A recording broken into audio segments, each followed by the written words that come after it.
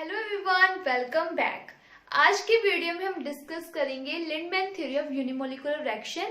इससे पहले वाली वीडियो में मैंने डिस्कस किया था about the steady state approximation and equilibrium approximation. जितना हमने केमिकल काइनेटिक्स का पार्ट कवर कर लिया है उस प्लेलिस्ट का लिंक आपको डिस्क्रिप्शन में मिल जाएगा, आप वहां से जाकर चेक करते हो। तो उसके बाद हम वीडियो में डिस्कस करेंगे ये वाला न्यूमेरिकल जो कि नेट दिसंबर 2015 में आया हुआ है। सो अब करते हैं स्टार्ट। जो Lindemann theory of unimolecular reaction है ये हमें बताती है कि ए जो है सो unimolecular name itself telling us कि ये एक ही रिएक्टेंट की बात कर रहे हैं। तो ए जो है वो प्रोडक्ट में चेंज होता है, तो ए इज चेंजिंग इनटू पी। तो हमें पता है कोई भी रिएक्टेंट जो है वो प्रोडक्ट में कैसे चेंज होता है, उसके पास इनफ एक्टिवेशन एनर्जी होनी चाहिए जिससे वो प्रोडक्ट पी में चेंज हो जाता है। तो अब ये थ्योरी हमें एक्सप्लेन करती है कि एक्चुअल में मैकेनिज्म कैसे फॉलो होता है और इसका रेट किस पे डिपेंड करता है। ठीक है, तो ए पी से चेंज होने से पहले इसको ए को क्या होनी चाहिए, ए के पास इनफ एक्टिवेशन एनर्जी होनी चाहिए। तो अकॉर्डिंग टू दिस थ्योरी इसके पास एक्टिवेशन एनर्जी कैसे आती है, it acquire activation energy by colliding with some other molecule. ठीक है, जो ए जो है वो एक्टिवेशन कैसे लेता है, एक्टिवेशन एनर्जी कैसे एक्वायर करता है, by colliding with some other molecule. अब ये मॉलिक्यूल जो है वो सेम ए भी हो सकता है and second it can be any impurity also.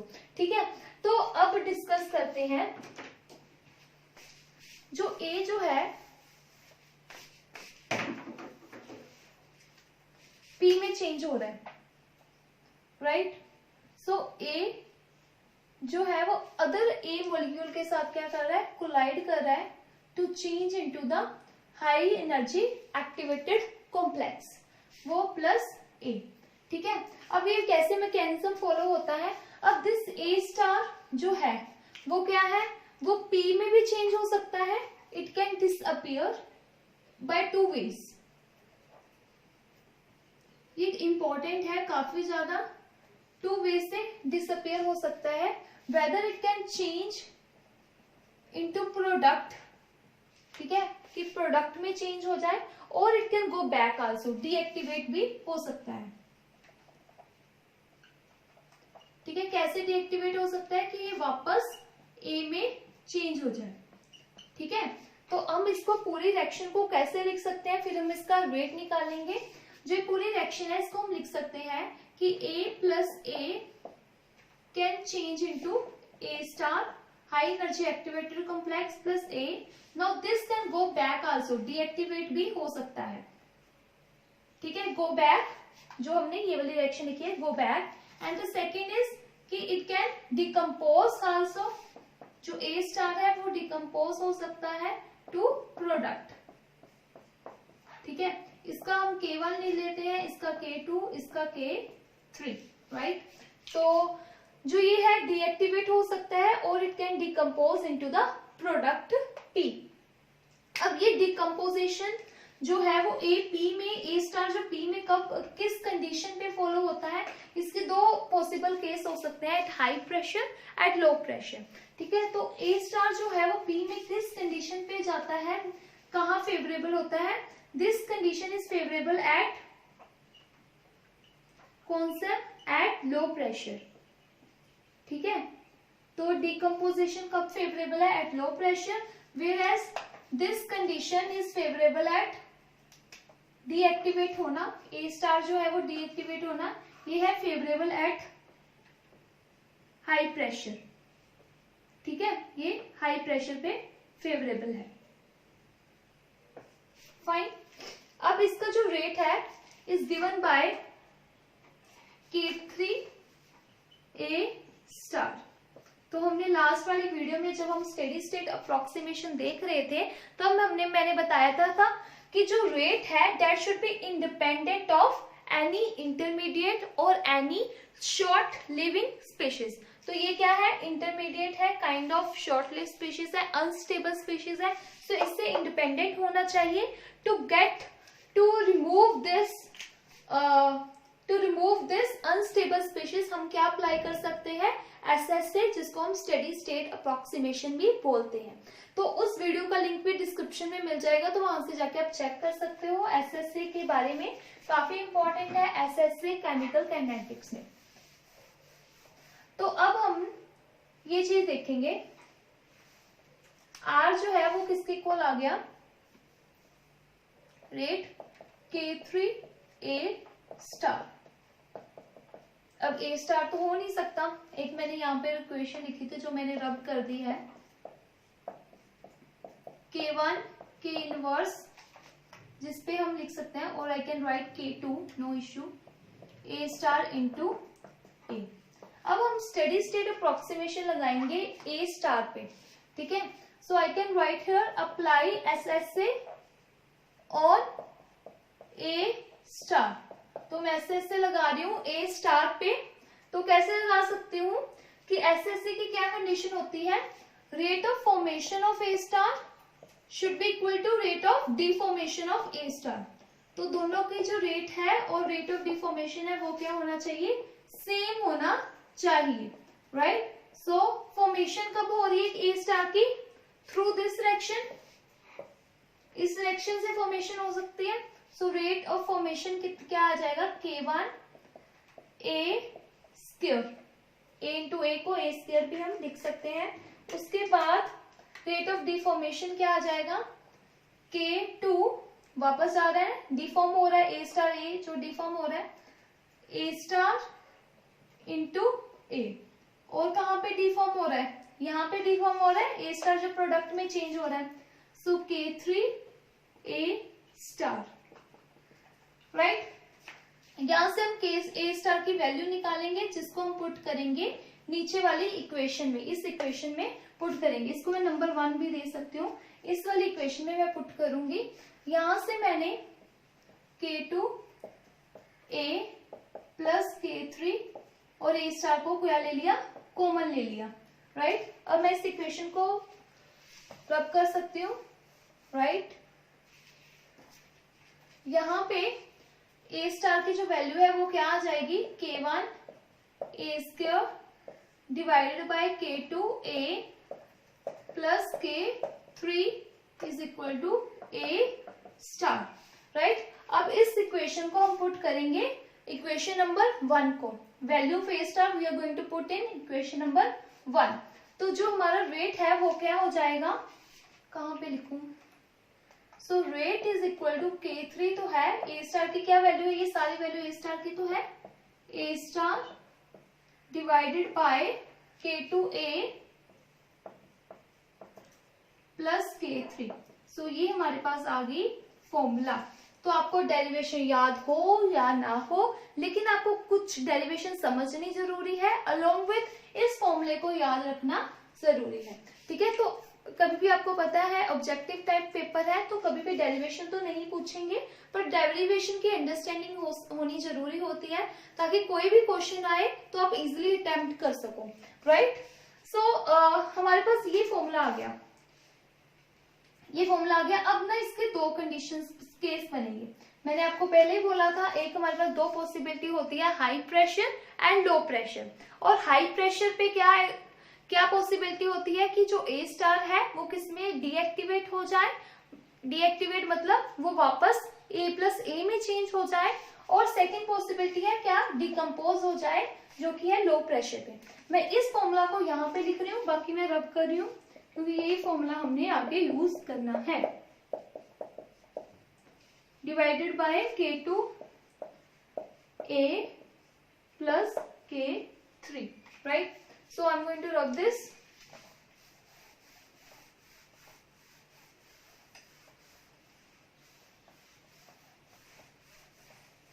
Okay. So ये वाली इक्वेशन मैं एक बार फिर से लिख रही हूँ, क्योंकि ये हमें जरूरत पड़ेगी कि एक तो डिकम्पोजिशन होता है, डिकम्पोजिशन मतलब, और एक होता है डीएक्टिवेशन। पहले डीएक्टिवेशन की बात करते हैं। डीएक्टिवेशन, डीएक्टिवेशन मतलब A स्टार वापस से A में चेंज हो जाए।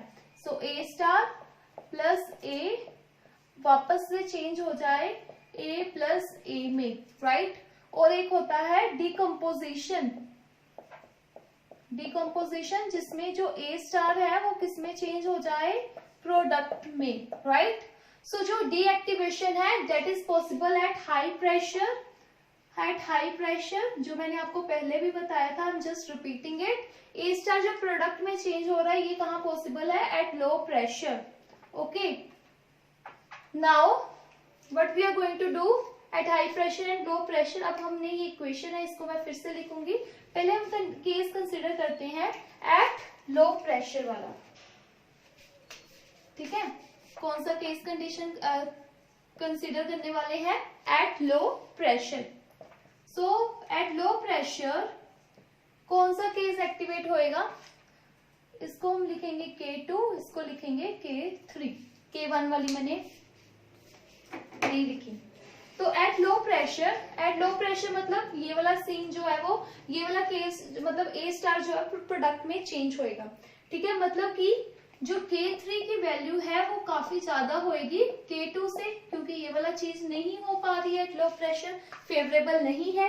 लो प्रेशर पे क्या फेवरेबल है, ये वाला, राइट। सो K3 जो है वो ग्रेटर होएगा K2 से एट लो प्रेशर। तो I am writing this equation again, हम ग्राफ बनाएंगे। ये वाले जो ग्राफ है इस पे भी क्वेश्चन आ सकता है, काफी इंपॉर्टेंट है। इस पे ऐसे डायरेक्टली तो नहीं, इनडायरेक्टली बेस से क्वेश्चन आया हुआ है। तो K3 जो है वो काफी ज्यादा है, यहाँ पे सॉरी K3, राइट। K3 काफी ज्यादा है K2 से, so we can ignore this value, K2 ignore कर सकते हैं। तो हमारे पास जो रेट है वो क्या रह गया, A स्क्वायर बाय K3, जो कि कट जाएगा and we got the rate K1 A square. So ये रेट आया है at low pressure.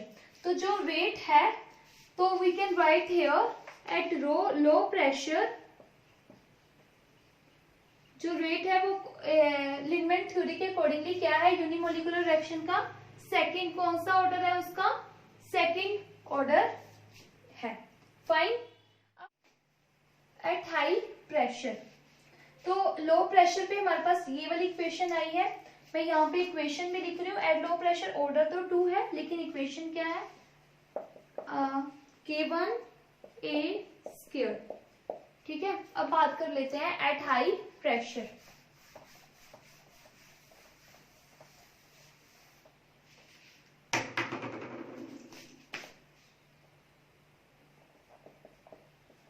Eight high pressure,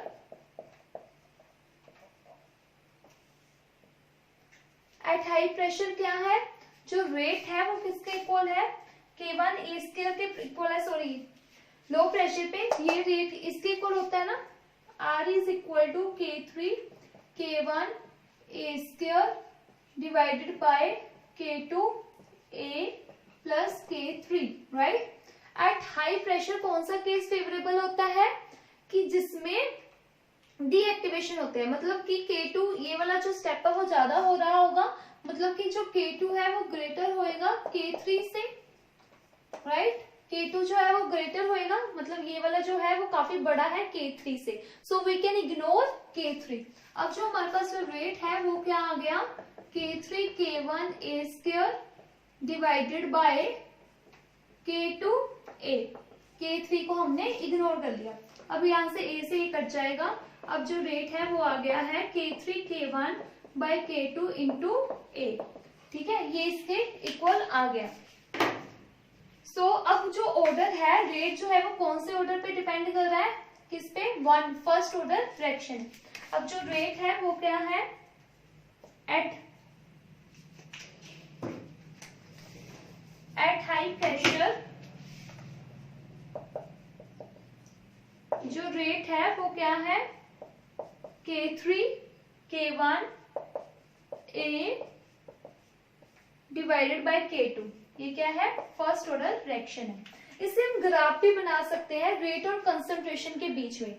तो अगर मैं ग्राफ बनाऊं, यहाँ पे रेट और यहाँ पे है कंसंट्रेशन, ये कौन सा ग्राफ है, एट हाई प्रेशर पे कैसा कंडीशन है, जो रेट है वो डायरेक्टली प्रोपोर्शनल है कंसंट्रेशन के, ए की जो कंसंट्रेशन है उसके डायरेक्टली प्रोपोर्शनल है। तो we can have a graph like this. Straight line आएगी। लेकिन अगर मैं बात करूं हाई प्रेशर, लो प्रेशर पे क्या था, रेट जो था वो ए स्केयर के इक्वल था। मतलब अगर मैं लो प्रेशर पे ग्राफ बनाऊं, ये रेट है तो ये अगर ए है, अगर इसके ए स्केयर के इक्वल है, मतलब we have to apply this condition ना कि y is equal to x square. और अगर हम y और x के बीच में ग्राफ बनाते हैं वो कैसा बनता है, ऐसे करके बनता है। तो सेम अगर r और a के बीच में जो ग्राफ है वो कैसे बनेगा, ऐसे करके बनेगा, पैराबोला। ये पैराबोला की कंडीशन होती है ना, y is equal to x square condition हो, y और x के बीच में ग्राफ हो तो वो पैराबोला ग्राफ बनता है। ये मैंने अपनी केमिकल काइनेटिक्स की वीडियोस में डिस्कस किया हुआ है। तो ग्राफ जो है वो क्या बनेगा, पैराबोला बनेगा एट लो प्रेशर। ठीक है, तो ये आ गया। एट हाई प्रेशर जो ऑर्डर है वो क्या रहेगा, 2 रहेगा, पर जो सॉरी लो प्रेशर पे जो ऑर्डर है वो 2 रहेगा। इस पे क्वेश्चंस आए हुए हैं लिंडमैन थ्योरी के अकॉर्डिंगली, एट लो प्रेशर कौन सा ऑर्डर होएगा, एट हाई प्रेशर कौन सा ऑर्डर होएगा, 1। ठीक है, तो अगर मैथ ने तो ऐसे याद किया है, कम मतलब ऑर्डर ज्यादा मतलब 2, अगर ज्यादा है तो ऑर्डर कम होएगा मतलब 1। ठीक है, तो मतलब ऑपोजिट केस हो रहा है। अब हम डिस्कस करेंगे ये वाला क्वेश्चन जो कि गेट नेट दिसंबर 2015 में आया हुआ। इस क्वेश्चन में हमें ये 2 इक्वेशंस की जरूरत पड़ेगी, इसलिए मैंने यहाँ पे लिख ली है। तो first order constant for unimolecular gas reaction A2 product at follow Lindemann mechanism is 2.05 at Pa is equal to 1 atmospheric and 4.0 at Pa 2 atmospheric. The rate constant for the activation is, हमें 2 first order rate constant दिए हुए हैं। मतलब हमें अगर हमने rate लिखना है तो K observe into A, first order दिया हुआ है, मतलब हमें K ऑब्जर्व की वैल्यू दी हुई है कितनी, 2 वैल्यूज दी हुई है। क्या क्या वैल्यू दी हुई है, एक दी हुई है 2.0 पर सेकेंड एट प्रेशर 1 एटमॉस्फेरिक। ठीक है, उन्होंने कुछ नहीं हमें बताया, उन्होंने हमें फर्स्ट ऑर्डर रेट कांस्टेंट दिया हुआ है। मतलब फर्स्ट ऑर्डर मतलब उसकी जो रेट इक्वेशन है और जो ऑर्डर है रिएक्शन का वो क्या है, फर्स्ट है। तो ए यहाँ पे हमने 1 पावर लिया तो मतलब ऑर्डर फर्स्ट है, उसकी 2 वैल्यू दी हुई है तो हमने इसको के ऑब्जर्व लिखा। ठीक है, 2 वैल्यू दी हुई है 2.0 एंड प्रेशर दिया हुआ है 1 एटमॉस्फेरिक। उसके बाद नेक्स्ट जो के ऑब्जर्व दिया हुआ है वो है 4.0 पर second at pressure 2 atmospheric. So 2 atmospheric पे हमें ये दिया हुआ है। तो हमने बेसिकली क्या निकालना है, रेट कांस्टेंट फॉर एक्टिवेशन, मतलब एक्टिवेशन के लिए रेट कांस्टेंट। जब हमने A प्लस ए करके A स्टार प्लस ए दिया था तब हमने क्या कहा था, ये क्या है, एक्टिवेटेड कॉम्प्लेक्स। तो ये वाला कौन सा स्टेप है, एक्टिवेशन स्टेप है। ठीक है, कौन सा स्टेप है, एक्टिवेशन स्टेप है। इसका जो रेट कांस्टेंट है वो क्या है, K1। राइट, हमने बेसिकली K1 की वैल्यू निकालनी है, हमें K ऑब्जर्व की वैल्यू दी हुई है। अब क्वेश्चन अराइज कि हमने इन दोनों में से कौन सी वैल्यू यूज करनी है। हमारे पास 2 कंडीशंस हैं। K1 हम कहाँ से निकाल सकते हैं, फर्स्ट रेट लो एक्सप्रेशन से भी निकाल सकते हैं और सेकंड से भी निकाल सकते हैं, है ना। पर देखो हमारे पास A की कंसेंट्रेशन की वैल्यू है, प्रेशर जो 2 एटमॉस्फेरिक दिया हुआ है या 1 एटमॉस्फेरिक, लेकिन K3 और K2 की वैल्यू नहीं है। K3 और K2 की वैल्यू है नहीं है ना, तो हमने K1 निकालना है। अगर हमारे पास K3 और K2 ही नहीं है तो हम K1 कैसे निकालेंगे। हम ये वाली इक्वेशन यूज कर सकते हैं जिससे हम सीधा K1 निकाल सकते हैं by putting the concentration of A, right. और हमें वो तो दिया ही हुआ है K ऑब्जर्व्ड, राइट। सो हमने कौन सी कंडीशन ली है, एट लो प्रेशर पे। ध्यान से समझना, थोड़ा कंफ्यूजिंग है ये numerical. At low pressure, right, जो रेट होता है वो क्या होता है, K1 इंटू A स्क्वायर। तो we can compare with this rate which is equal to K observed into A। हमने K1 निकालना है, तो लो प्रेशर वाला हमने लिया है। लो प्रेशर मतलब हम अब ये वाली इक्वेशन लेंगे एट 1 एटमॉस्फेरिक प्रेशर। सो K ऑब्जर्व क्या है अब इस केस में 2, कंसंट्रेशन ऑफ A क्या है 1, इसमें जो K1 है वो हमने निकालना है और A स्क्वायर क्या है 1 द स्क्वायर। सो जो K1 है वो क्या आ जाएगा 2। ओके, हमने ऐसे देखना था। इसको हमने ये वाला क्यों नहीं लिया, क्योंकि हमारे पास K3 और K2 नहीं था। हम लो प्रेशर वाला केस कंसीडर कर रहे हैं, इसलिए हमने ये वाली वैल्यूज को लिया है। ओके, सो आज की वीडियो में हमने डिस्कस किया लिंडमैन थ्योरी, जो कि काफी इंपॉर्टेंट है। जो हमने ग्राफ डिस्कस किए हैं उन पे भी क्वेश्चन आ सकते हैं, और ऐसे भी क्वेश्चन आ सकते हैं लो प्रेशर और हाई प्रेशर क्या ऑर्डर रहेगा। उसके बाद हमने क्वेश्चन किया है डिस्कस ये न्यूमेरिकल, ऐसे ऐसे करके क्वेश्चंस आते हैं जो आपको ध्यान से अटेम्प्ट करने होते हैं। So this is all about today's video. Thank you so much for watching.